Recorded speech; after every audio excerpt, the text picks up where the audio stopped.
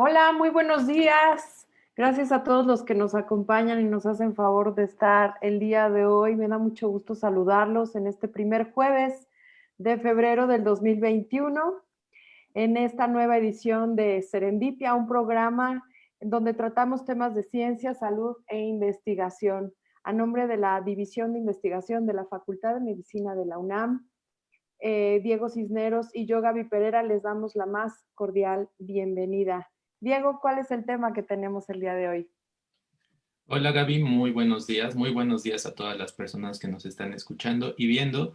Hoy es 4 de febrero y se conmemora el Día Mundial contra el Cáncer, así que vamos a aprovechar esta fecha y vamos a hablar sobre el cáncer precisamente y el PET-CT de la UNAM, una unidad mixta de la Facultad de Medicina.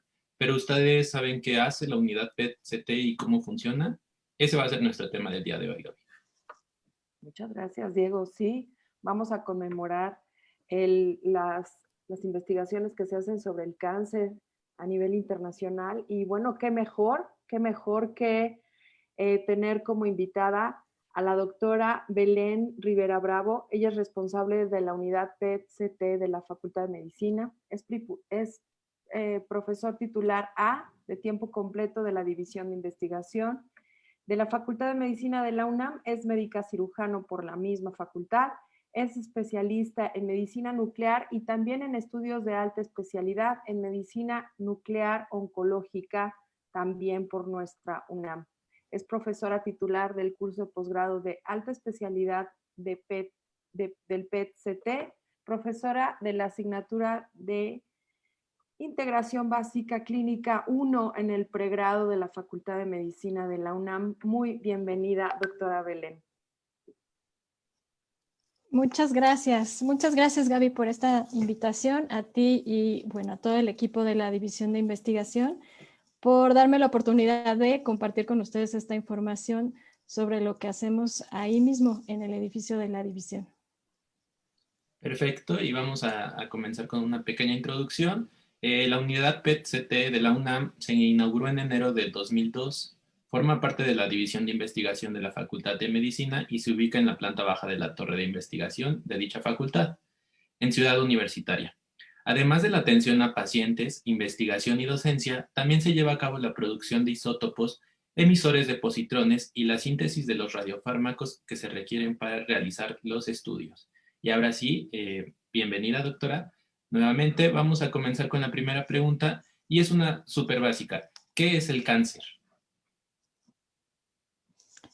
Ok, bueno, para poder hablar de lo que es el cáncer, les voy a compartir mi pantalla para compartirles esta diapositiva. Ajá. Aquí lo que tenemos es básicamente un esquema muy simple, muy sencillo que encontré, pero que nos define o nos puede dar una idea de qué es el cáncer. Y que es un proceso muy complejo, pero que vamos a tratar de sintetizarlo en que tenemos una célula normal, ajá, que está regulada y está adecuada, digamos, en cada uno de los órganos y sistemas de nuestro cuerpo. Todos los órganos, todo nuestro cuerpo está formado por diferentes tipos de células. Y estas células, ya sea del cerebro, del intestino, de la piel, donde sea que estén, son especialistas en ese tejido, digamos, están especializadas en ese tejido y además tienen un sistema de regulación interno que les permite tener su propio metabolismo, tener la función que le corresponde en ese lugar del cuerpo donde está, interactuar con el resto del entorno donde se encuentra y está muy bien regulado, digamos, ¿no? Es como si tuviéramos en cada célula tuviéramos una pequeña ciudad donde una comunidad, donde cada uno de los elementos que conforman esta comunidad tiene un rol específico y sabe perfectamente cuál es su función, su papel. Cuando nosotros hablamos de cáncer, nos referimos a que esa célula normal va perdiendo estos sistemas de regulación poco a poco. Ajá. Esto, por ejemplo, estos elementos que les mencionaba de la comunidad van perdiendo la función que les corresponde hacer. Y no es que la pierdan de un día para otro, y tampoco es que la pierdan todos juntos, sino que es un proceso muchas veces lento en el tiempo y que tiene que ver con muchos factores, tanto de afuera del cuerpo como dentro del cuerpo, para que al final lo que tenemos y que conocemos como cáncer es una desregulación de esas células que produce una proliferación o un crecimiento descontrolado de esta célula, y eso es lo que conocemos como cáncer. Sabemos nosotros, los que estudiamos el cáncer, que esto es mucho más complejo de lo que les estoy mencionando, que tiene que ver con señales propias de la célula para regular su metabolismo, su función, su crecimiento y su muerte. Todas las células están programadas para morir en cierto tiempo, o para que si ocurre una alteración dentro de esta maquinaria, también se pueda morir y una célula nueva la reemplace. Cuando estas células pierden estos mecanismos de regulación que les mencionaba, entonces no se muere y queda, digamos, viviendo ahí de forma indefinida, y además produciendo otras células similares a esa misma, y es lo que nos produce este evento del cáncer. Claro, como les comentaba, es mucho más complejo que esto, pero bueno, a grandes rasgos es lo que tenemos. Y puede aparecer en los órganos que estamos viendo en la imagen. Claro, como les había mencionado, las células pues las encontramos en todo nuestro cuerpo. ¿Eso qué quiere decir? Que podemos encontrar células que tienen un potencial para hacer cáncer o carcinogénicas, pues también en todo nuestro cuerpo. Podemos tener diferentes tipos de cáncer en todas las diferentes células que corresponden a los órganos o tejidos que tenemos. Ajá. Y de eso va a depender el tipo de cáncer que se pueda producir. Y es diferente en cada uno de los órganos.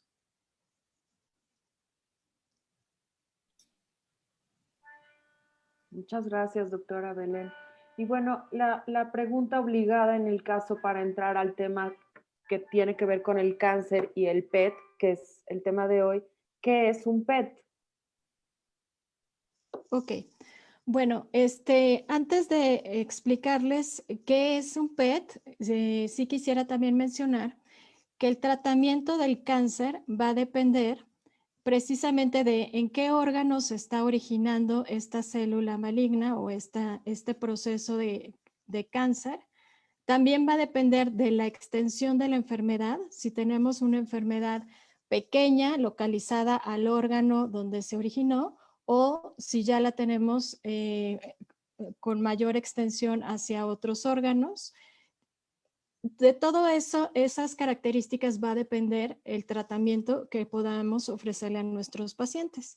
Y bueno, conocemos también a grandes rasgos que los tratamientos pueden ser quirúrgicos, puede ser con fármacos a través de quimioterapia o puede ser con radiación. Entonces ahí es donde nosotros con el estudio de PET-CT podemos ayudar a los médicos tratantes a localizar o a ver la extensión de esta enfermedad y poder ayudarles a determinar cuál es el mejor tratamiento para sus pacientes, que es de lo que vamos a hablar ahorita en los siguientes puntos. Entonces, bueno, contestando tu pregunta, Gaby, tenemos estas siglas, ¿no? En realidad son siglas que sería PET-CT, que corresponden a tomografía por emisión de positrones, en sus siglas en inglés, y aparte tenemos tomografía computada. ¿Qué significa esto? Bueno, que tenemos dos estudios de diagnóstico que los juntamos en uno mismo para obtener mayor información, y ahorita les voy a explicar en qué consisten las dos cosas. Ajá. Entonces, cuando nosotros hablamos de un PET, siempre en la actualidad vamos a hablar de un PET-CT y nos referimos a esta tomografía por emisión de positrones junto a una tomografía computada. Ahora, ¿cómo hacemos esta tomografía por emisión de positrones? Bueno, es muy importante mencionar en la parte del PET este es un área de la medicina nuclear. La medicina nuclear nos dedicamos a utilizar justamente material radioactivo para hacer diagnóstico de nuestros pacientes y también para dar tratamiento. En el caso del PET solamente vamos a utilizarlo para fines diagnósticos, pero ¿qué es esto de la radiación? Bueno, yo les podría decir que un material radioactivo proviene de un isótopo y meternos ahí en cosas muy que tienen que ver con física. Y bueno, lo que necesitamos saber es que un elemento que nosotros sabemos que tiene neutrones, protones y electrones, normalmente es estable, tiene las mismas cargas positivas que negativas, y cuando pierde una de estas cargas y se queda el elemento cargado positivo o, en su caso, negativo, es que se forma un material radioactivo, que quiere decir que ya no es estable, ya no es eléctricamente neutro. Y bueno, con este material es con el que nosotros hacemos los estudios. Ahora, ¿qué significa todo esto, no? Nosotros conocemos que la radiación, bueno, en la cultura popular, pues nos la han mostrado de muchas formas. A lo mejor ahí ya estoy pecando con mi edad, pero la vemos manifestada de muchas formas, ¿no? Que, por ejemplo, no sé, en Los Simpsons, en muchos cómics lo podemos observar con manifestaciones diferentes, ¿no? A lo mejor de fuerza, a lo mejor que se pone verde y brilla con la luz, de este tipo de cosas. Sin embargo, ¿qué es lo que en realidad estamos manejando? Bueno, la radiación no es posible que nosotros la podamos ver, o sea, nunca nos vamos a poner verdes ni nunca la vamos a poder observar. ¿Por qué? Este se llama el espectro electromagnético. Ajá. Esta es una onda de luz, ¿ok? Pero la luz que nosotros observamos, que nuestro ojo puede observar, está en este rango de energía, ¿sí? Solamente podemos observar la luz que está en este rango, más o menos entre los 400 nanómetros hasta los 700. Y si ven, ahí están todos los colores que nosotros podemos distinguir. Sin embargo, eso no quiere decir que haya ondas de energía más grandes o con mayor energía que estén fuera de ese espectro, tanto del lado derecho como del lado izquierdo. Entonces, por ejemplo, del lado derecho, que tenemos ondas que son muy grandes, tenemos las ondas de radio, de televisión, las ondas de microondas que andan como por aquí, las ondas de telefonía celular, todas esas ondas no las vemos, quedan fuera de nuestro espectro fotoeléctrico de la luz visible. Sin embargo, las utilizamos todo el tiempo, ¿no? Para transmitir esto, estaremos usando seguramente algún tipo de onda por aquí. Y del otro lado tenemos ondas que tienen más energía, que son más pequeñas, pero que tienen más energía. Tenemos, por ejemplo, las ultravioleta, que ya no es, tampoco las podemos ver, pero que sabemos que existen. Tenemos las ondas de rayos X y las ondas de rayos gamma. Nosotros con los estudios de medicina nuclear estamos hablando de estudios con rayos gamma. Estamos hablando de este tipo de energía y es a lo que le llamamos radiactividad. Ajá. Y lo que estamos haciendo es procesos subatómicos, atómicos y subatómicos, ¿no? Hasta ahí nos vamos a quedar. Ahora, también tenemos los rayos X, que son los que utilizamos también en otros tipos de estudios de diagnóstico. Entonces, bueno, nosotros vamos a estar en esta rama del espectro electromagnético. Y bueno, una vez mencionado esto, vamos a ver cómo es que realmente estamos utilizando esta radiación en nuestros pacientes, ¿no? Para generar estos estudios. Entonces, para ello necesito varias cosas. Primero, tengo una sustancia que puede ser, por ejemplo, un fármaco, una hormona, también pueden ser células, pero de esta sustancia yo conozco su biodistribución específica. ¿Qué quiere decir eso? yo sé cómo se comporta en el cuerpo.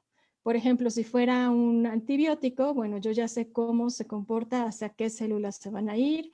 Si fuera una molécula de glucosa, como se los voy a explicar más adelante, pues yo también sé cuál es qué células son las que consumen esta glucosa. Yo ya lo conozco. Ajá. Ahora, a esta molécula biológica, digamos, cuya biodistribución ya conozco, le voy a unir justamente el material radioactivo. Ajá. Le voy a unir un átomo de ese material que está emitiendo esa luz, porque ya vimos que es inestable. Entonces tengo una molécula que sé a dónde va y ahora emite radiación, emite esa luz. Y a eso yo le llamo radiofármaco, o es lo que le llamamos radiofármaco o radiotrazador. Ajá. Y esto es lo que le administramos a nuestros pacientes. Normalmente lo administramos vía intravenosa, para estudios PET siempre va a ser de esa forma. Y esa radiofármaco, entonces, una vez que entra por el torrente sanguíneo de los pacientes, va a biodistribuirse conforme yo sé que dependiendo de la molécula que le administré al paciente. Y una vez que ya se distribuyó en el cuerpo del paciente, entonces lo coloco en este tipo de equipos. Y el equipo, ¿qué va a hacer? Pues solamente va a detectar esa luz que está emitiendo mi paciente. Y con eso puedo generar el tipo de estudios que nosotros llamamos imagen molecular. Ajá. Esto es muy importante. ¿Por qué? Porque con este tipo de estudios estoy observando cómo funciona o cómo se comporta en tiempo real, es decir, en este momento, el órgano o el tejido que yo quiero evaluar dependiendo del radiofármaco que le administré a mi paciente.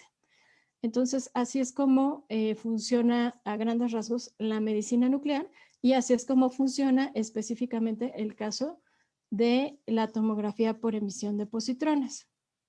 Ahora, el ejemplo que más utilizamos, porque es el radiofármaco que utilizamos en un 80% de nuestros pacientes, es el que tiene que ver con la glucosa. Ajá. Como les había mencionado, necesito una molécula de la cual yo sepa cuál es su biodistribución o su comportamiento. Y el mejor ejemplo que tenemos de esto es la glucosa. La glucosa que nos comemos con las galletas de la mañana o que nos tomamos con el café si lo tomamos con azúcar. Y aquí nada más tenemos la representación de esa molécula, ¿no? Ahora, yo sé que dentro de la célula, esta es mi célula, adentro se produce este proceso biológico que se llama glucólisis. Yo sé cuáles células del cuerpo utilizan esta molécula para hacer sus metabolismos, para tener energía, para hacer todas estas regulaciones que habíamos comentado. Entonces, ¿qué es lo que hago? Bueno, aquí tengo el punto 1 de mi radiofármaco, tengo la molécula y lo que hago es convertirla a un radiofármaco. De alguna manera voy a unirle en este caso el flúor 18, que es el emisor de radiación, y así voy a obtener esta molécula que es un análogo de la molécula original de glucosa, de modo que se va a comportar prácticamente igual en mi paciente o en la persona donde lo administre, pero emite el material, la luz a través de la emisión de positrones y a esta molécula le voy a llamar FDG, ¿no? Que se llama fluorodesoxiglucosa. Pero finalmente es glucosa marcada con un material radioactivo. De esta forma, cuando lo administro al paciente, ya puedo observar el proceso biológico del paciente y generar todas estas imágenes en un rastreo de cuerpo completo. Aquí, si lo pueden observar, tengo dos cosas. Tengo una fotografía, digamos, en escala de grises y tengo una fotografía en colores. La parte del PET yo la estoy representando aquí únicamente en la parte de colores. Ajá. Entonces, así es como realizamos un estudio de PET. Y Doctora bueno, Belén, dígame. una pregunta. Antes, ¿cuánto tiempo tarda en reaccionar el cuerpo ante el radiofármaco? O sea, no sé, las personas que van al PET tienen que ir días antes o ese mismo día se les inyecta el fármaco y tienen que esperar un par de minutos. Ok. Eh, Normalmente nosotros administramos el material radiactivo y tenemos que esperar a que por el torrente sanguíneo vaya al resto del cuerpo. A eso le llamamos biodistribución. El proceso de biodistribución en la mayoría de los casos, pero no en todos, dura 60 minutos. Entonces, prácticamente en esos 60 minutos, el paciente va a estar en una zona que tenemos especializada, donde va a estar descansando y solito el radiofármaco se va a distribuir en su cuerpo para que en una hora podamos obtener este tipo de imágenes a través del equipo. Ajá. Hay otros radiofármacos que tardan, su biodistribución es más rápida o es más lenta. Entonces también depende del tipo de radiofármaco que esté utilizando. Pero en general dura 60 minutos. Perfecto, muchas gracias. Ok. Entonces, continuando un poquito con lo anterior y ligándolo con la pregunta de Diego, nosotros sabemos que en las células no nada más se produce esta glucólisis o este proceso biológico. Tenemos muchos otros procesos biológicos que se están dando en una célula al mismo tiempo. Y entonces también tenemos otros radiofármacos que podemos utilizar para evaluar otro tipo de procesos, además del de consumo de glucosa.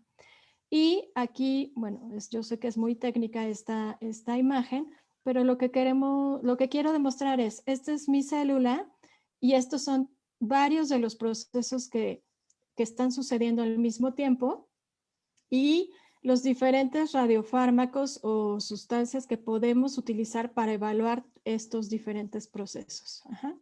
De modo que en la imagen de la derecha, por ejemplo, tenemos un estudio de PET, porque para todos utilizamos radiofármacos que emiten positrones, en este caso, pero aunque la imagen parezca ser igual a la que les mostré de la glucosa, la información que yo estoy obteniendo y que yo estoy observando es completamente distinto porque estoy utilizando un radiofármaco diferente.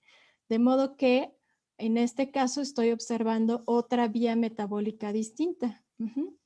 ¿Por qué? ¿Por qué hacemos esto? ¿O por qué hemos llegado a necesitar el desarrollo de diferentes radiofármacos?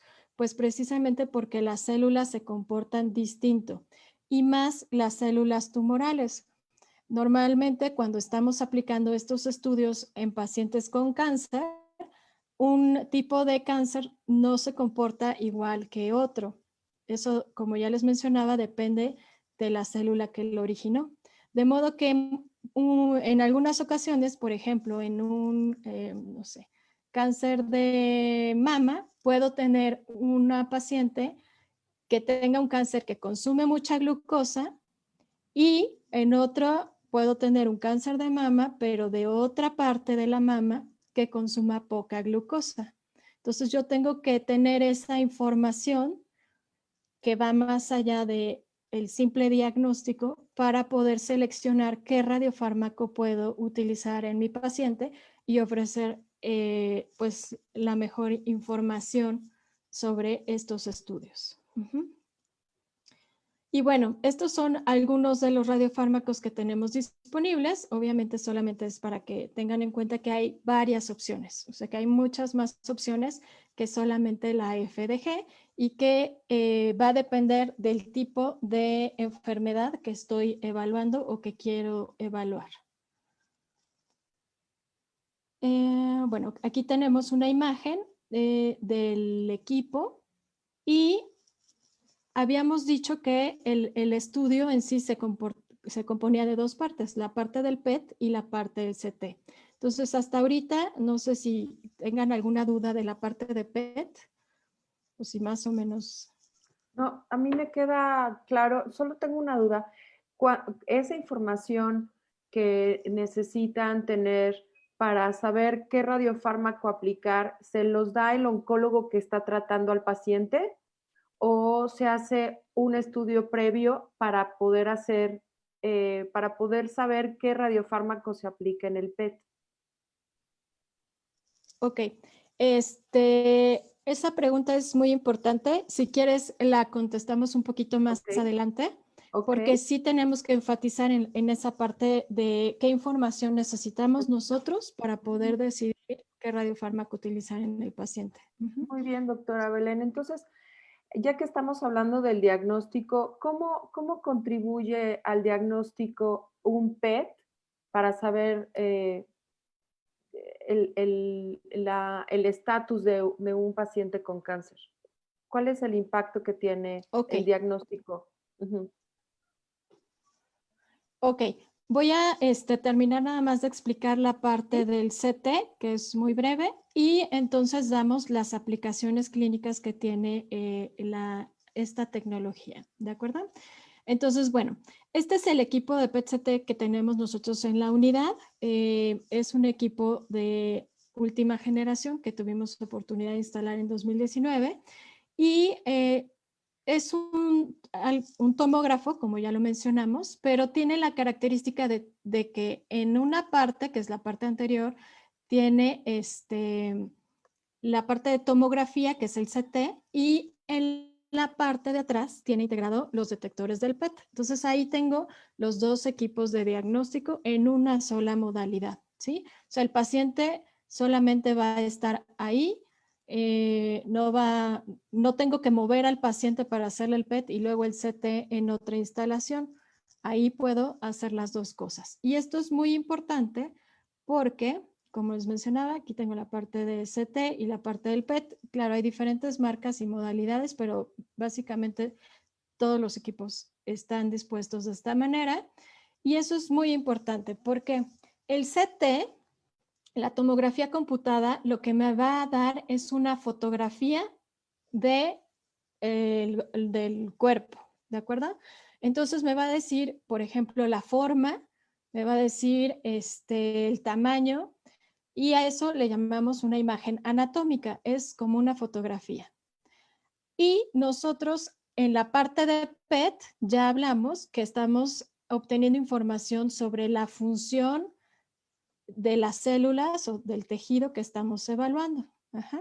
Entonces, cuando nosotros tenemos una fotografía y tenemos una lesión, sabemos dónde está, sabemos cuál es su tamaño, sabemos sus características, si está espiculada, bueno, si es homogénea o si es heterogénea, pero no sabemos cómo funciona. Cuando tenemos una imagen funcional o molecular, sabemos que hay una lesión y funciona de X forma, ¿no? En este caso tiene un alto consumo de glucosa, tiene un metabolismo glucolítico incrementado, pero no puedo definir con precisión su localización o su morfología. Por eso, fusionamos las dos técnicas de imagen y en un PET-CT tenemos las dos informaciones, la anatómica y la funcional. Ajá. Y por eso siempre vamos a usar o siempre vamos a hacer estudios PET-CT. ¿Ok?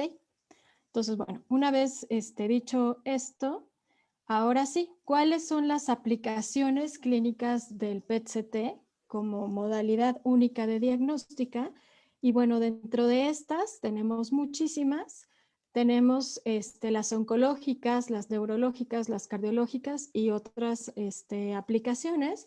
Y bueno, nos vamos a enfocar en esta ocasión únicamente a las que tienen que ver con oncología, en donde nos puede aportar mucha información.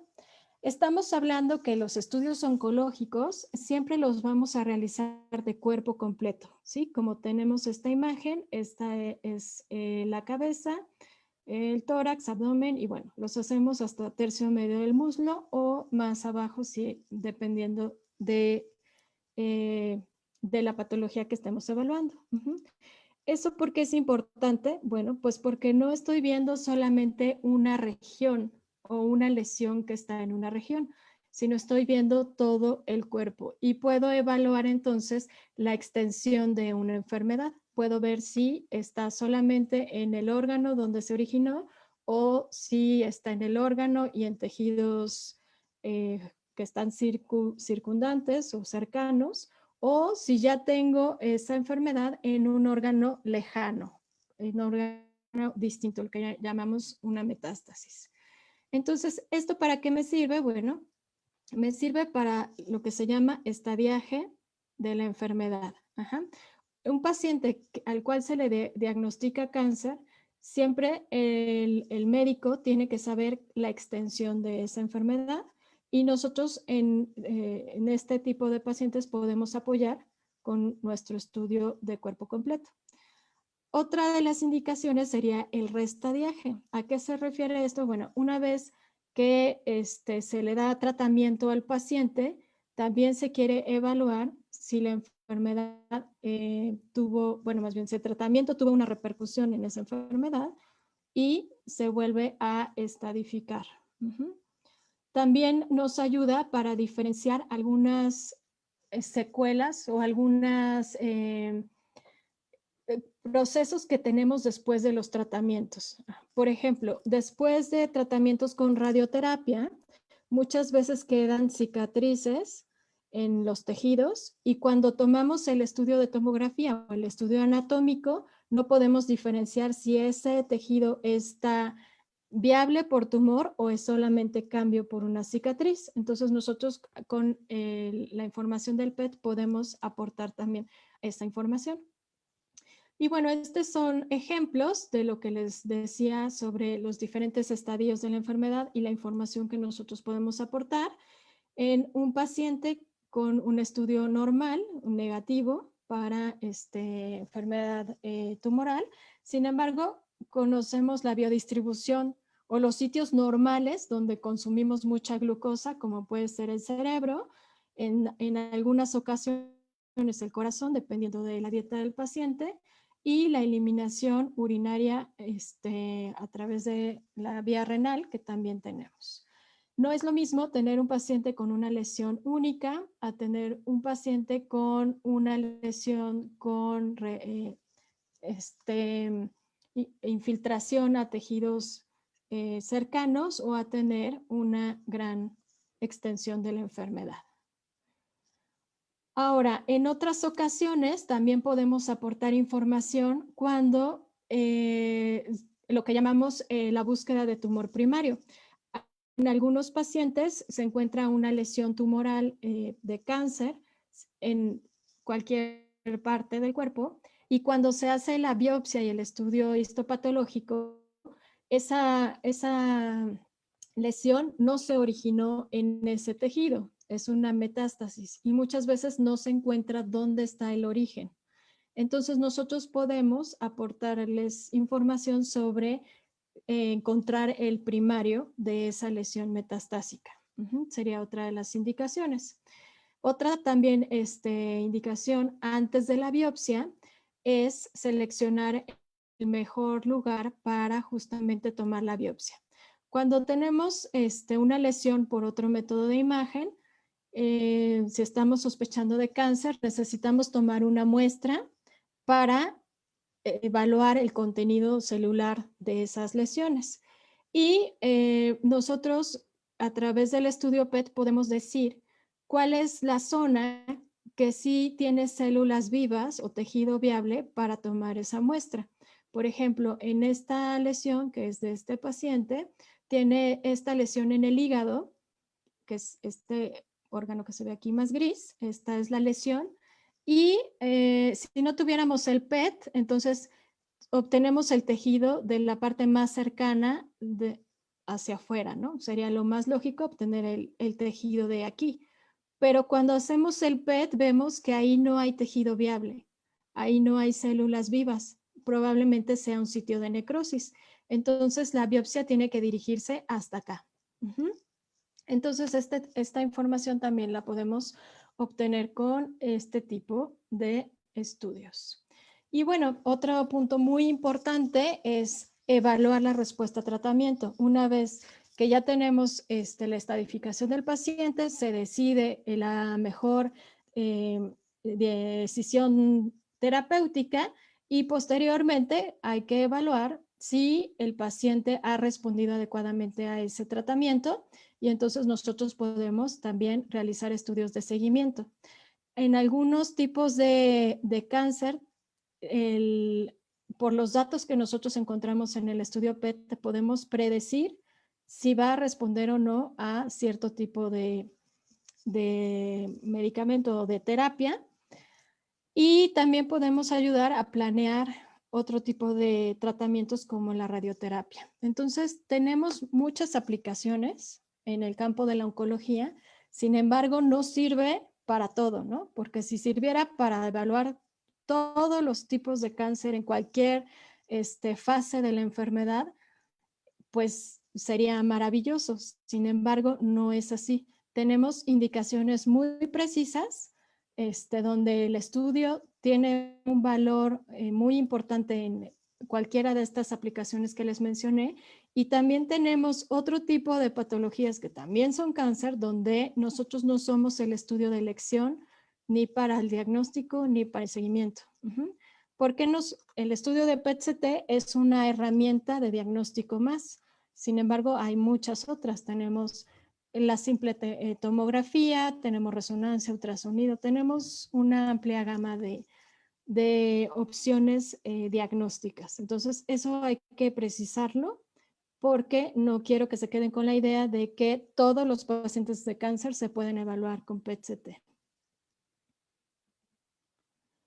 Y bueno, ¿cuál es la aportación cuando sí podemos evaluarlo o cuando sí podemos aportar información en un diagnóstico de cáncer? Pues lo que les comentaba anteriormente, en esta diapositiva lo que les quiero mostrar es un paciente que tiene, bueno, más bien dos pacientes, un paciente del lado izquierdo y otro del derecho, que tienen el mismo diagnóstico, ¿no? Un cáncer de mama, en este caso un ductal infiltrante, que aparentemente tienen la misma enfermedad, tienen la misma extensión de la enfermedad, o sea, están en el mismo estadio clínico, reciben el mismo tratamiento, sin embargo, una paciente tiene un pronóstico malo y otra paciente tiene el pronóstico bueno. Ajá. Entonces, ¿de qué depende que dos pacientes que tienen la misma enfermedad tengan pronósticos tan distintos? Pues no nada más tenemos que tomar en cuenta la clínica, sino también la biología molecular de esas enfermedades, la biología molecular de esos cánceres, que en este caso son diferentes y que determinan tanto el pronóstico como la respuesta al tratamiento de nuestras pacientes. Y es ahí donde nosotros podemos aportar los datos o los hallazgos diagnósticos, porque nosotros con el PET estamos viendo esa biología molecular de las células o de los tejidos que queremos evaluar. Y esto nos va a llevar al camino de la medicina personalizada, que es lo que pues queremos, de alguna manera es el objetivo de la medicina, ¿no? No tener tratamientos convencionales para todos los pacientes, porque todos los pacientes se comportan diferentes, tanto el cuerpo de cada uno como las enfermedades que presentan cada uno. Entonces, no sé si contesté tu pregunta, Gaby. Sí, más de una. Muchas gracias. Sí, claro. Me quedo con, bueno, nos quedamos con mucho menos preguntas, pero me gustaría como recalcar aquí la importancia de tener todos estos datos informativos o sea, estos datos que deben de tener el oncólogo para poder saber, para poder solicitar el tipo de PET que se debe de hacer o el tipo de radiofármaco que se le va a tener que dosificar al paciente para... Me impresionó muchísimo las imágenes. Los colores, doctora Belén, entre más claros sean, es que hay más glucosa en las imágenes que nos presentó sobre el PET.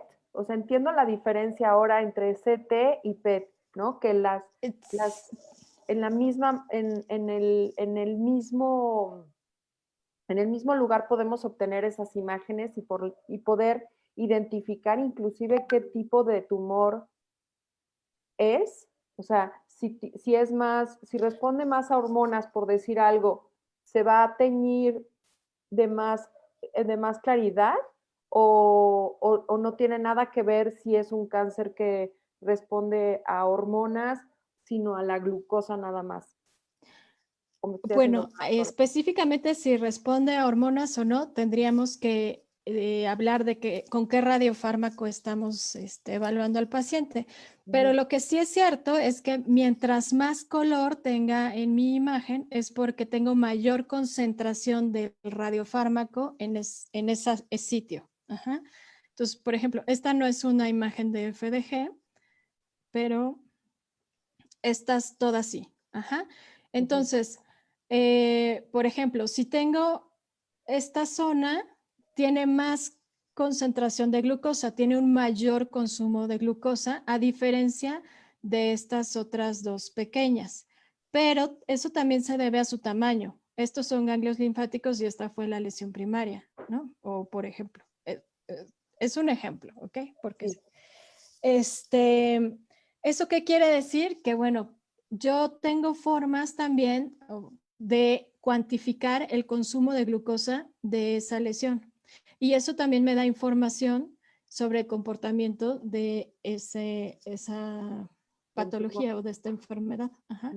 Por ejemplo, si tuviera un seguimiento de este paciente y que esté respondiendo al tratamiento, yo esperaría que esto se fuera yendo a más gris, ¿no? O que desapareciera, que sería este. Y eso me hablaría de que esta lesión va consumiendo menos glucosa. En ese caso, sí. En otro tipo de radiofármacos es distinto, porque puede ser que yo esté hablando de, por ejemplo, en la imagen que tenía de sobreexpresión de receptores o de ligandos. Entonces, hablamos de otras cosas a nivel molecular, pero al final la respuesta sirve como para generalizar, ¿no? Si tengo más color, tengo mayor concentración del radiofármaco en ese sitio o en esa lesión. Entonces, el estudio PET-CT va a variar dependiendo del paciente. No es como no es igual para todos, depende del momento de la enfermedad, depende del tipo de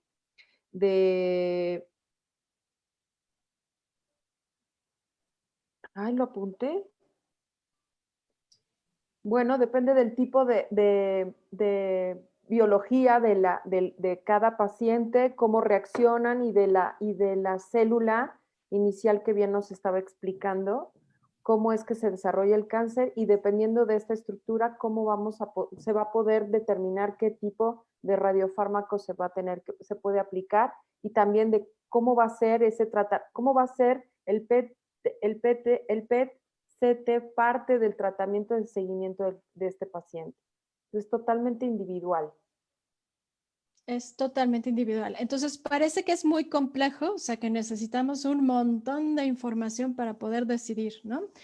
Correcto. Pero no lo es tanto.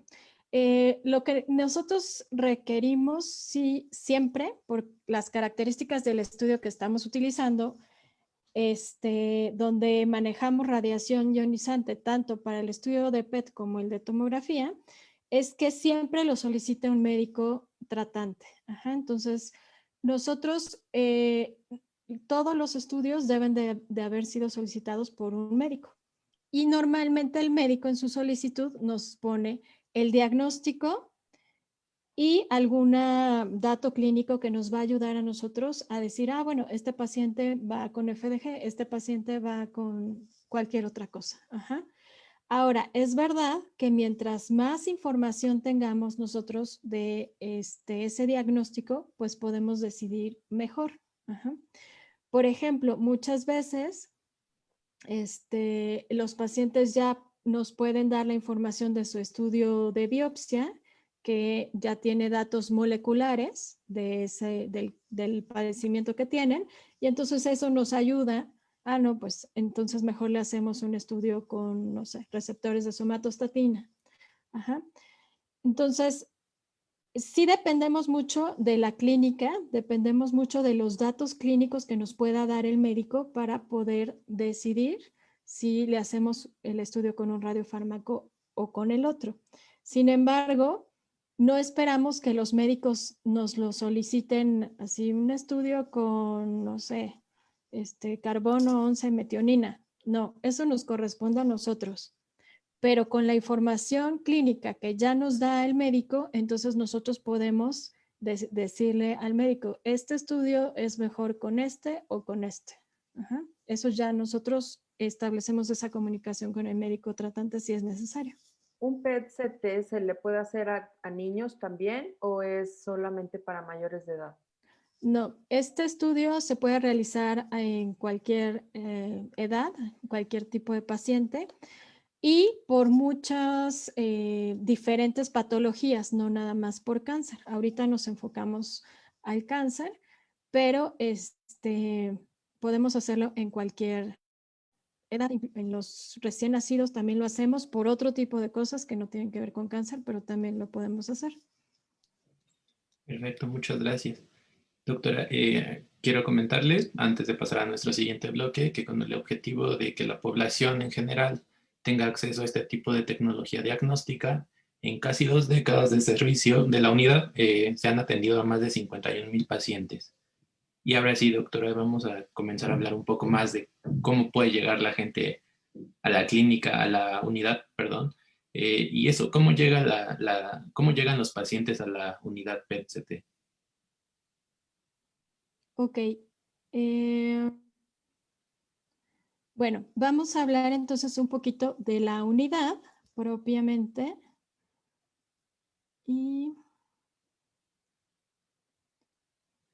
Ok.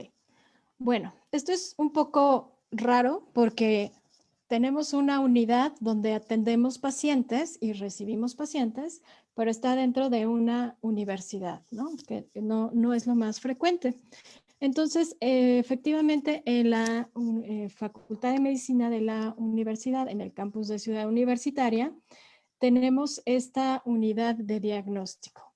Y este es el edificio de investigación y bueno, aquí está compuesta por lo que ahora conocemos como 2 unidades diferentes, pero que hace 19 años en un inicio comenzó como una sola unidad, que era la unidad de PET ciclotrón. Ajá. Entonces, es importante conocer los antecedentes porque la unidad PET ciclotrón de la Facultad de Medicina de la UNAM fue la primera en América Latina, tanto en la producción de radiofármacos como en el uso del PET para diagnóstico clínico. Entonces fue la primera en México y la primera en Latinoamérica, evidentemente. De esta unidad de la que han pasado muchas personas y que han formado parte de ella muchas personas, se genera la investigación y se genera todo como las bases para las cuales otras instituciones posteriormente pusieron sus unidades de PET y ahora pues las unidades de PET-CT, ¿no? Entonces por eso pues el reconocimiento a todo el equipo que conforma y que ha conformado la unidad de PET-CT y PET y actualmente Radiofarmacia Ciclotrón, para ser la pionera en este tipo de tecnología que se vislumbró que era muy importante que la población pudiera tener acceso a este tipo de estudios. Con esta tecnología que en ese momento era pues muy útil porque ya estaba validada y se había utilizado en otros países, pero que para nosotros pues era totalmente desconocida, ¿no? Entonces, sí fue un proyecto de investigación, así fue como que comenzó, pero con una visión pues muy amplia hacia la atención de los pacientes.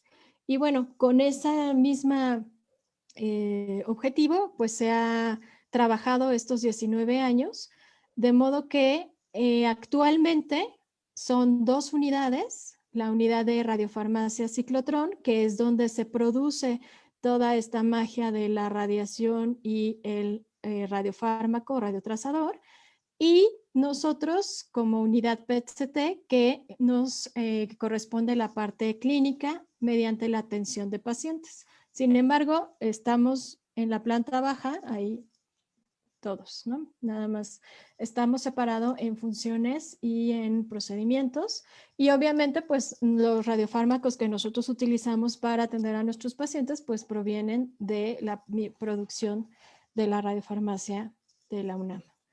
Entonces, toda esta tecnología, esto es como la síntesis de toda la tecnología que necesitamos para nosotros poder llegar a hacer un estudio PET con una imagen diagnóstica. Entonces, bueno, esta es la unidad como la conocemos ahorita y los 2 logos de Radiofarmacia Ciclotrón y de nosotros PET-CT. Y bueno, como mencionaba Diego, pues esta unidad se inauguró en el 2002 ya para atención a pacientes y este es el primer grupo de personas que estuvieron en ese momento en la puesta en marcha de este pues gran proyecto, ¿no? Nos conocemos ahorita como una unidad mixta de servicio, docencia e investigación y así es como estamos ante la división de investigación de la facultad. Bueno, ¿qué equipo de trabajo tenemos? Ya habíamos mencionado que el equipo, la tecnología que tenemos pues es de última generación, es también el único equipo que existe ahorita de este tipo en Latinoamérica. Pero lo más importante que tenemos nosotros, pues, es nuestro equipo humano. Somos una unidad que trabaja de forma multidisciplinaria, donde por las características de que les mencionaba, de que hacemos un PET, pero hacemos un CT, tenemos que trabajar de manera multidisciplinaria. Tenemos entonces médicos nucleares y médicos radiólogos, que somos los que interpretamos los estudios. También tenemos especialistas en cardiología, porque como les mencionaba es otra de las aplicaciones del PET. Tenemos nuestros técnicos radiólogos que son especialistas en la tecnología que estábamos manejando y también nuestro personal de enfermería que también está altamente capacitado, nuestro personal de recepción y de administración y nuestro físico médico. Todos ellos hacen que nosotros como médicos podamos hacer un estudio PET y obtener esa información que le damos a nuestros pacientes. Pero esto es como un engranaje, ¿no? Todo tiene que funcionar para que podamos pues, obtener un estudio de calidad diagnóstica que necesitamos. Entonces, bueno, aquí estamos más o menos todos los que somos. Este es el equipo que les mencionaba. Y los 3 objetivos que tenemos en la unidad, el servicio con la atención de pacientes, la docencia con la formación de recursos humanos altamente especializados, tanto médicos y técnicos y últimamente también a los físicos. Y bueno, la investigación que como división de investigación pues tenemos que también desarrollar. Entonces, como mencionaba Diego, ya tenemos 18, 19 años ya de experiencia y en los 3 ámbitos que les mencioné. Ahora, ¿qué es lo más importante? Bueno, aquí voy a dejar de compartir. Como mencionábamos antes, es muy importante que nosotros tengamos una adecuada información para que llegue nuestro paciente. Entonces, ¿cómo llegan los pacientes a la UNAM?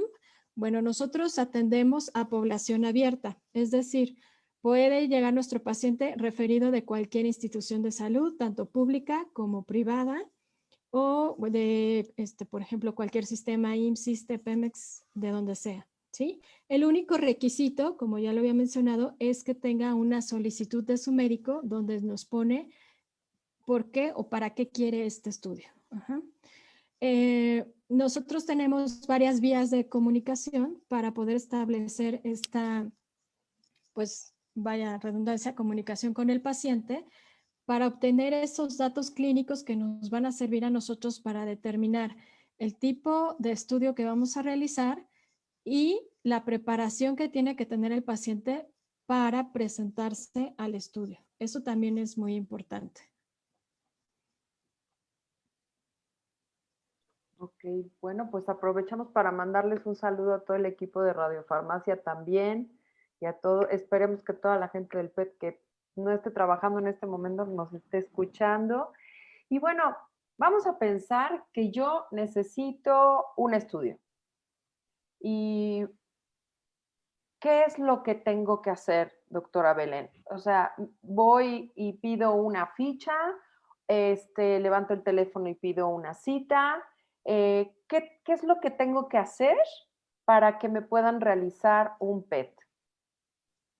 ¿Cuáles son exactamente los requisitos? Necesitamos hacer una cita. Ajá. Lo que tenemos que establecer es esta comunicación. Puede ser vía telefónica, que nos llamen, puede ser por correo electrónico y en dos cosas nuevas que tenemos ahorita, que es a través de la página web de nuestra unidad, que eso estamos arreglando. Las vamos a pegar ahí les vamos a compartir en Facebook de la liga para que puedan ir directamente a al sitio web de la clínica. Y nuestro otro método que acabamos también de estrenar es a través de WhatsApp, que también se los vamos a poner ahí en la página para que tengan todos los datos. Ahora, es muy común que nos soliciten información sobre un PET.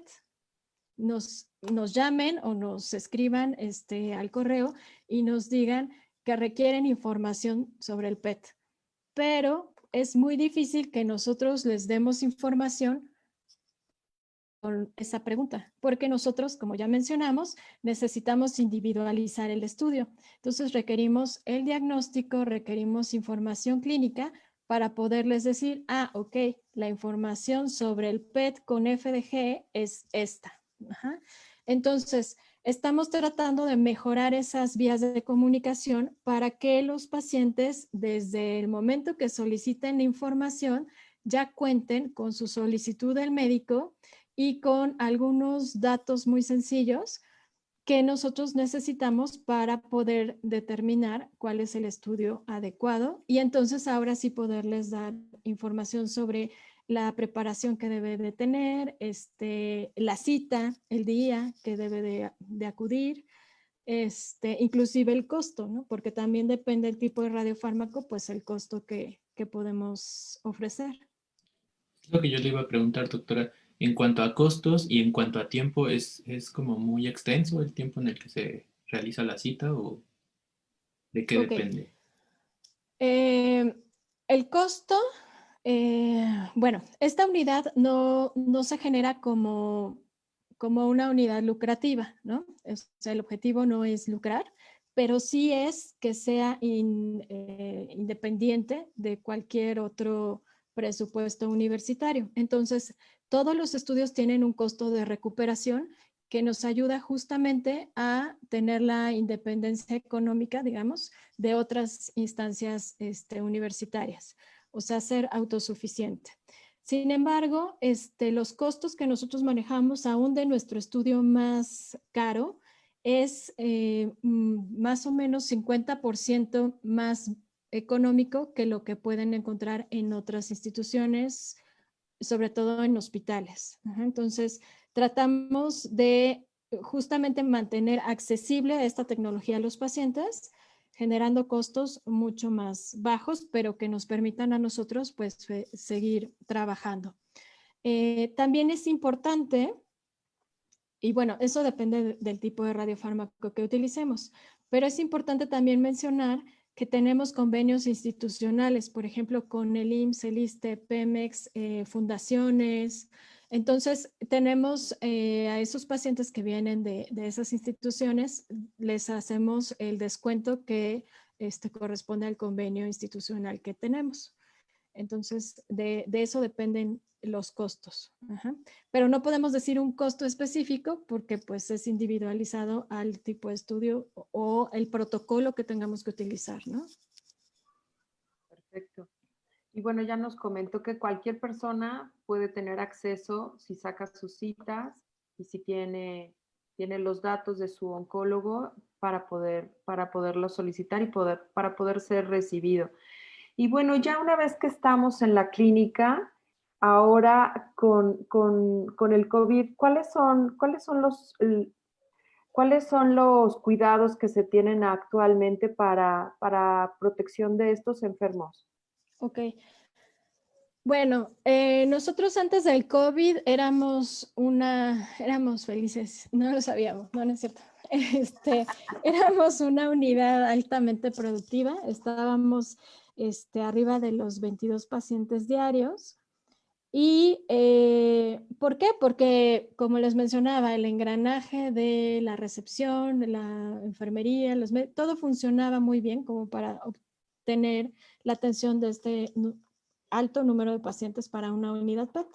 Sin embargo, pues cuando nos enteramos que estábamos en contingencia, tuvimos que implementar, evidentemente, como cualquier otro centro, todas las medidas de prevención para evitar el contagio por COVID. Entonces, desde más o menos el 13 de marzo del año pasado fue que realizamos la implementación de todos esos procedimientos que van en diferentes niveles, ¿no? Entonces, por ejemplo, uno de los procedimientos que tenemos es hacer una evaluación previa del paciente para determinar si tiene algún síntoma que nos diga que tiene enfermedad sospechosa por COVID antes de que se presente al estudio, ¿no? Entonces, con eso tratamos de, si el paciente nos dice, no, pues sí tengo X datos, nosotros decirle, bueno, no se presente, ¿no? Obviamente, cambiamos la cita, no se la cancelamos, pero bueno, ese es uno de los filtros. Otro de los filtros lo hacemos ya cuando el paciente está dentro de la unidad, también con ese objetivo. Y pues todas las medidas que hemos implementado, que algunas pues ya las conocemos al derecho y al revés, como el uso obligatorio del cubrebocas para todo el personal, inclusive es N95, también para toda persona que acuda a la unidad, independientemente de si es paciente familiar o lo que sea, debe de utilizar el cubrebocas, el procedimiento de toma de temperatura en la frente. Entonces quiere decir que sí pueden ir acompañados, porque hay lugares que no aceptan al paciente con compañía, pero en el PET-CT sí pueden asistir acompañados. De hecho, deben venir acompañados. El paciente, lo ideal es que siempre venga acompañado, pero solamente de una persona, que es la que, digamos, va a ser responsable de ese paciente. Ajá. Entonces, una persona adulta responsable del paciente es todo lo que aceptamos. También para disminuir, mantener la distancia adecuada en la sala de espera. Entonces, disminuimos el número de pacientes que podemos atender. Disminuimos también el número de personal que está al mismo tiempo, o sea, estamos trabajando por guardias. Tenemos procedimientos de desinfección y de limpieza entre cada procedimiento. Y tenemos el uso de equipo de protección personal que varía dependiendo si es, por ejemplo, los técnicos que están frente al equipo, pues es diferente a personal de recepción. Y procedimientos internos que cada persona tiene que manejar y realizar durante su jornada laboral para que podamos seguir atendiendo a nuestros pacientes. Es muy importante reconocer que pues la pandemia paró todo, pero las enfermedades oncológicas no paran, ¿no? O sea, COVID o no COVID, pues las enfermedades como el cáncer siguen y tenemos que seguir evaluando a nuestros pacientes, tratando a nuestros pacientes a pesar de que exista pues otra enfermedad también emergente. Es cierto, así es. Bueno, pues Vamos a dar paso a nuestras preguntas y antes quiero pues recordarles a todas las personas que nos están escuchando que el próximo jueves los esperamos también en una Serendipia más con un programa también que estamos preparando con mucho cariño sobre el COVID y la línea de fuego. Ya es una gran sorpresa. Entonces, antes de pasar a eso, quiero recordarles que la serendipia empieza a las 11 de la mañana de cada jueves de todas las semanas. Esperemos que el COVID esto no lo pueda detener. Y, ¿qué tal, Diego, si comenzamos con alguna pregunta del público que nos escucha? Claro que sí, Gaby. Vamos a comenzar con las preguntas. Y justo tenemos la primera que es de Maru Mugenberg. Sin embargo, ella misma también mandó una felicitación al equipo del PET de la Facultad de Medicina de la UNAM y es que dice que su mejor amiga fue referida desde San Luis Potosí y gracias a este estudio su tumor fue detectado muy a tiempo y ahora ella está muy bien. Entonces mandamos las felicitaciones al equipo del PET. Y Muchas gracias. su primer pregunta es que si a una mujer embarazada se le puede realizar el PET. Ok, bueno, de manera general no hacemos estudios, ninguno, ya sea PET, CT o básicamente esos, que utilizan radiación ionizante a una paciente embarazada. Ajá. Entonces, no lo utilizamos de manera generalizada. Sin embargo, como todo en medicina, nunca es sí o no, siempre hay un gris por ahí.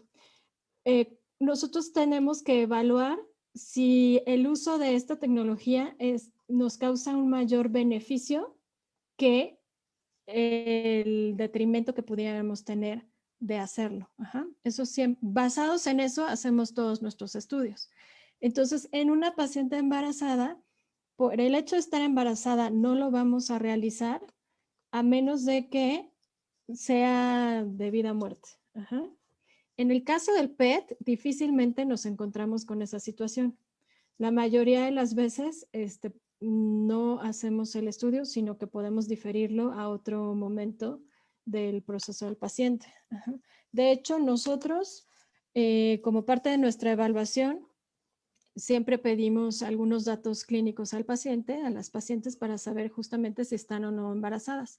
Si tenemos la sospecha de embarazo, entonces nosotros no vamos a hacer el estudio y esa decisión tendrá que tomarla su médico tratante. Entonces, la respuesta generalizada es no, y solo que fuera muy, muy, muy, muy preciso y deberíamos de evaluar el caso, entonces podríamos decir que se evaluaría la posibilidad de realizarlo. Perfecto. Pues también nos pregunta Maru y un saludo a Maru también. ¿Se puede hacer un PET a una persona que ha recibido quimioterapia? Claro. De hecho, se realiza como parte de la evaluación a la respuesta al tratamiento. Ajá. No, como les menciono, no en todos los tipos de cáncer, pero sí en algunos tenemos esa indicación precisa, ¿no? O sea, podemos evaluar la respuesta al tratamiento. Ahora, aquí también tenemos que determinar cuándo vamos a evaluar esa respuesta. Muchas veces nuestros pacientes o los médicos a veces nos dicen, pues ya acabó la quimioterapia, mañana que lo evalúen, ¿no? Pero nosotros, como estamos haciendo un estudio molecular de lo que le sucede a las células en este momento, no podemos evaluarlo al día siguiente. Tenemos ciertos tiempos donde la respuesta inflamatoria que la propia quimioterapia está produciendo en el cuerpo ya disminuyó y entonces ya podemos evaluar si la enfermedad que vamos a ver o el dato que vamos a ver en el PET corresponde únicamente a el tumor o la enfermedad de base.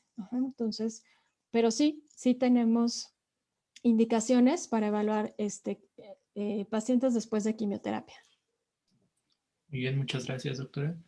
También Ana Rosa Cruz nos dice que en diciembre del 2019 le hicieron una mastografía bilateral con resultados negativos. En junio del 2020, un ultrasonido con resultados BRADS 2 y hallazgo benigno. quiste en ambas mamas de diferentes tamaños y solo repetir estudio anual. Ella dice que hay dolor y que qué se hace en este caso. Ok, bueno, en este caso lo indicado sería que tiene que ir con su médico tratante para ver por qué tiene ese dolor, ¿no? No es, siempre el médico tratante, o sea, ya sea el oncólogo si es que ya tenemos un proceso de cáncer o el ginecólogo o alguien nos tiene que evaluar y traducir los hallazgos que estamos encontrando en los estudios, tanto en este caso de mastografía como en los de PET. Entonces, sí tendría que consultarlo con su médico para que le diera pues mayor información sobre el proceso que está padeciendo. O tener una segunda opinión también podría Claro, ser. también esa es otra Buscar opción. tener otra opinión. Irma Morales le pregunta, doctora, para realizar un urotac, tomografía con contraste para descartar cáncer de riñón, ¿por qué te piden un estudio de nivel de creatinina? Ok, bueno, tanto para la Eurotac como para la parte de CT de nuestro estudio, nosotros podemos utilizar lo que llamamos medios de contraste. Ajá. No sé si recuerden que nuestra fotografía que vimos como estudio anatómico es en escala de grises, ¿no? O sea, son blancos, negros, grises. Y eso, con eso nosotros podemos determinar si se trata de un hueso, grasa, ¿no? O sea, con eso nosotros determinamos el tipo de tejido que estamos evaluando. Cuando nosotros ponemos un contraste, justamente nos ayuda a contrastar ese tipo de imágenes, o sea, hacer más blanco lo que vemos como gris. Y entonces, eso nos da más información a si vemos, por ejemplo, si utilizamos un contraste vía intravenosa, entonces los vasos los vamos a pintar más blancos. Entonces podemos definirlos mejor, su trayecto, su calibre y las estructuras que están al lado, ¿de acuerdo? O sea, nos da más datos, podemos obtener más información. Sin embargo, eso lo utilizamos en el estudio tomográfico. El estudio tomográfico que utiliza contraste intravenoso, ese contraste tiene que salir del cuerpo y sale por eliminación renal. Y no lo utilizamos cuando el paciente tiene datos de alteración renal. No necesariamente que sea insuficiente renal, pero sí tiene un dato de alteración renal. Para eso solicitamos el estudio de creatinina. La creatinina, que es un estudio que se saca en la sangre, es un valor evaluado justamente en químicamente en la sangre, que nos da información sobre cómo está funcionando el riñón en ese momento. Y con eso nosotros determinamos si el paciente puede o no recibir el contraste intravenoso. Perfecto, doctora, muchas gracias. Y vamos con la última pregunta, que la considero importante porque va de acuerdo con los principios, uno de los principios de la unidad, que es la docencia. Y nos pregunta Terry Rodríguez sobre los diplomados en PET-CT para técnicos que sí seguirán disponibles. Ok. Ay, bueno, nosotros tenemos una amplia trayectoria de formación de técnicos a través de estos diplomados, que son semestrales, tenemos 2 al año. Tenemos también diplomados para los físicos médicos o áreas afines. Sin embargo, debido a la pandemia, tuvimos que suspender nuestras actividades docentes que hemos estado retomando poco a poco y con la única que nos quedamos abierta todo el tiempo fue la del curso de posgrado de alta especialidad, que es para médicos, radiólogos y médicos nucleares. Esa estuvo abierta todo el año. Sin embargo, los diplomados pues tuvieron que suspenderse. El objetivo de este año es retomarlos de manera virtual hasta O sea, hacer un programa que nos permita manejarlo a distancia y posteriormente, en el momento que se nos permita, pues iniciar la fase práctica o posponerla para, no sé, cuando todo mejore. Entonces, ahorita no tenemos convocatorias abiertas para diplomado de técnicos, pero bueno, en cuanto tengamos esa información o generemos ya ese proyecto, con mucho gusto les damos la información y bueno, la estaremos poniendo en nuestras redes sociales y en la página web donde pueden estar informados de estos eventos, pero en este momento hoy no tenemos el diplomado abierto. Yo tengo una duda. ¿Ha habido casos de pacientes que sean alérgicos o que tengan alguna reacción a los radiofármacos? Ok. A los radiofármacos no tenemos reacciones alérgicas. Ajá. Lo que estamos utilizando, a pesar de que es una molécula y es radioactivo y qué horror, utilizamos dosis muy, muy, muy pequeñitas entre los nanogramos, de modo que no alcanzan a generar ninguna reacción. Además de que lo que normalmente ponemos, por ejemplo, en el caso de la glucosa, pues es una molécula que nosotros utilizamos siempre en nuestro cuerpo. Entonces, en la parte del PET no tenemos reacciones alérgicas. Sin embargo, en la parte de la tomografía, ahí sí podemos encontrar con mayor frecuencia pacientes que tienen alergias a precisamente los medios de contraste de los que hablamos. Ajá. Entonces, justamente cuando nosotros tenemos un paciente que va a PET o que solicita su cita, también la información clínica que nosotros recabamos ya durante la atención del paciente, o sea, le hacemos un interrogatorio clínico antes de hacerle el estudio para determinar la necesidad o no de poner ese contraste de tomografía y que va a depender obviamente también del diagnóstico, pero también va a depender de si el paciente tiene su función renal adecuada y de si es alérgico o no a ese medio de contraste. Ok, muchas gracias. Y una última pregunta, ya nos extendimos mucho, pero ¿es recomendable, doctora, después de un tratamiento oncológico, como parte del protocolo que se le debe de dar a un paciente con cáncer, terminar con un PET como para saber que ya está fuera de peligro? Sí y no. Como habíamos mencionado, hay tipos de cáncer donde ya está totalmente validado y determinado a cuáles sí se les va a hacer un seguimiento con el estudio PET, ¿no? O sea, recordemos que el estudio PET es un estudio, pues, caro, ¿no? Y que tiene mucha tecnología involucrada. Y muchas veces obtenemos esa misma información con un estudio más accesible, más barato, a lo mejor regional. Ajá.